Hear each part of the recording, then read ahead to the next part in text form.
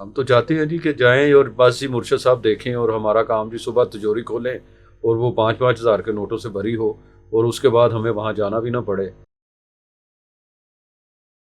سب سے بڑی بات ہے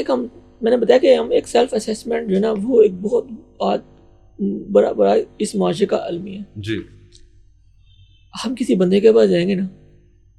ڈاکٹر کے پاس جاتے ہیں تو اس کو ہم اپنی بیماری بتائیں گے، بالکل ایسے ہی ہوتا ہے جی۔ کہ جی مجھے بخار ہے، میں گلا خراب ہے، مجھے جو بیماری ہے،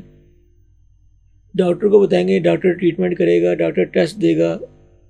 ٹیسٹ دیکھے گا، پھر اس کا ڈاکٹر 5 سال 7 سال لگے اس کو MBBS کرتے، پھر FRCPS کیا اس نے، اسپیشلسٹ کیا، اس کو تجربہ اس نے حاصل کیا، 20 سال 25 سال 30 سال تجربے والوں کو بھی ہم جا کے کیا کہیں گے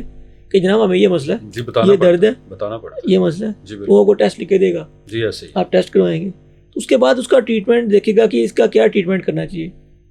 لیکن ہمارے لوگوں کا یہ علم ہے، ہم جب لوگ جاتے ہیں نا ایسے روحانی معالج کے پاس جاتے ہیں یا کسی مرشد کے پاس جاتے ہیں تو ہماری کوشش ہوتی ہے کہ وہ ہمیں ہمارے بارے میں بتائے۔ ہاں، ہم یہی پوچھتے ہیں جی، حساب لا کے دسو، حساب لا کے دسو جی میرے بارے میں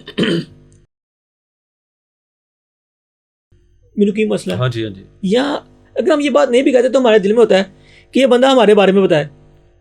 وہ سننا چاہتے ہیں لوگ، سننا چاہتے ہیں اپنے بارے میں۔ حالانکہ کیا بات ہے، جو کامل مرشد ہوتا ہے نا وہ کسی کا عیب یا کسی کی برائی اس کے نہیں پتا، اللہ اکبر۔ اس کی کوشش ہوتی ہے کہ بتائے بغیر اس میں سے وہ عیب و برائی دور کرنے کی، اس کو ایسی بات بتائے، ایسی مشق دے، ایسا عمل دے جس سے وہ اس کی وہ برائی نکل جائے۔ حقیقت اللہ پاک بھی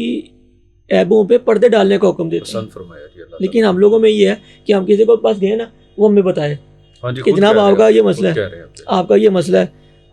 آپ فلانا یہ چیز ہے، یہ ایسے، تو پھر ہم یہ نہیں دیکھتے، اگر کسی نے ایسے بتا دیا ہے تو ہم یہ بھی نہیں دیکھتے کہ یہ شریعت پہ عمل کر رہا ہے یہ بندہ کہ نہیں۔ ہم اس سے اتنا مرغوب ہوتے ہیں ان باتوں سے